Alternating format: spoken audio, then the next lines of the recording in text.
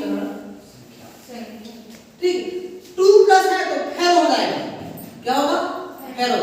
और Fe 3 plus है तो क्या जाएगा फेरी। फेरो और फेरी में क्या अंतर है, तो आप लोग लिखना फेरी में 2 प्लस होता है और फेरी में 3 प्लस होता है। फेरी में 2 रोमन होता है, फेरो में 2 होता है, फेरो में 2 और फेरी में 3, 1 2 3। ओके, इतना। अब इस 2 प्लस को हम ऐसा लिख सकते हैं, इसको हम ऐसा लिख सकते हैं, राइट।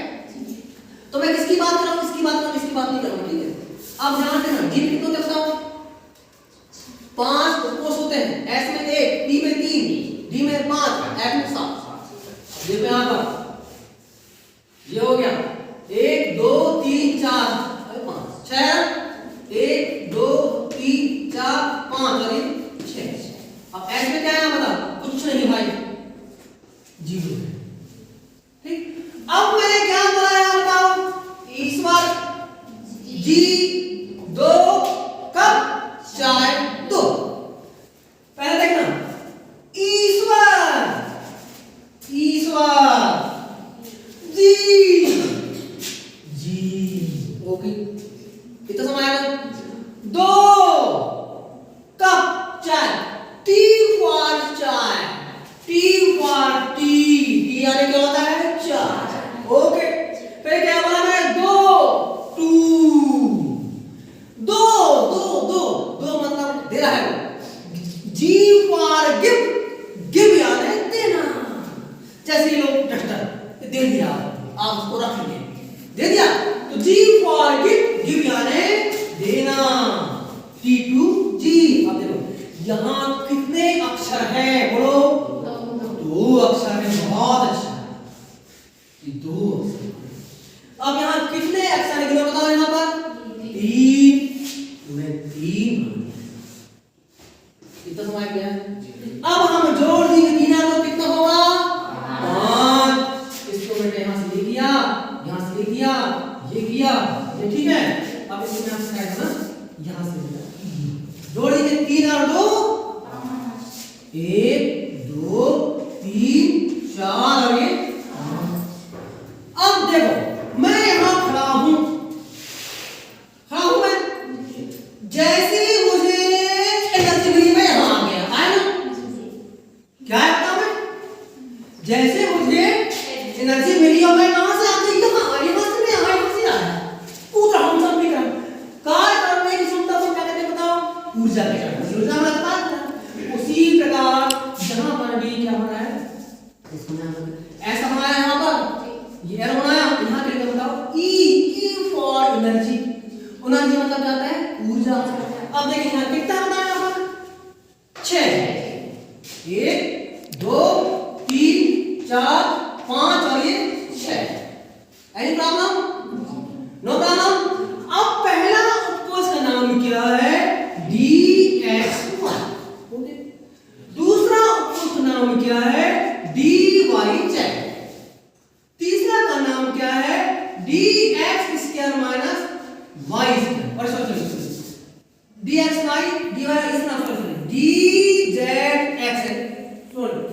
पहला क्या है, DXY DYZ और DZX। अब है DX² माइनस Y²। ओके, इसका नाम क्या है, DZ²।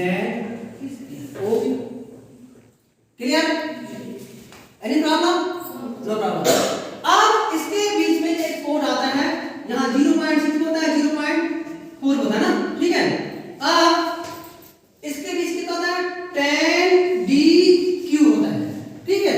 अब ध्यान से देखना, पर हम कितना भरेंगे, 6 भरेंगे हम, 1 2 3, ओके, 4 5 6। कोष को हमेशा एक इलेक्ट्रॉन से भरते हैं। पहले मैं कहां भरा बताऊं, इसको भरा, ये एक हो गया, 2 हो गया, 3 हो गया, 4 हो गया, 5 पर 6। अब देखना यहां पर, अब क्या आएगा वहां पर, n इक्वल टू कितना बताओ, सुनना, जो इलेक्ट्रॉन को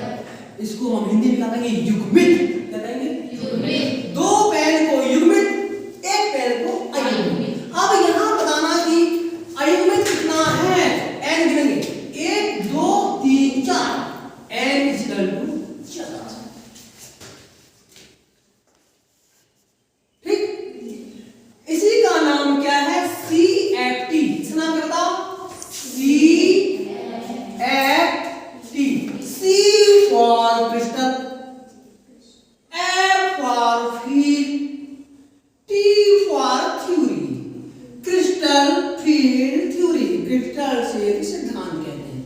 अब इसका बीएम कैसे निकालेंगे, इसका ईवीएम कैसे निकालेंगे, इसका एमएस कैसे याद करते हैं, इसका टीएस कैसे याद करते हैं, इसका एलएसजीएस कैसे याद करते हैं, इसका जी मान कैसे निकालते हैं, इसका टीएस टर्म्स ऑफ मान कैसे निकालते हैं और एमएस कैसे निकालते हैं। 52 प्रकार का सूत्र निकाला जाता है इसका आप हायर प्रेशर कैसे निकालते हैं। ये बहुत सी इसकी विधियां होती हैं।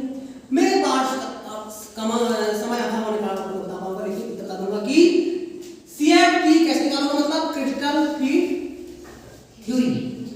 क्रिस्टल फील्ड थ्योरी की क्या है, ट्रिक क्या बताया मैंने आपको, 2 कप चाय।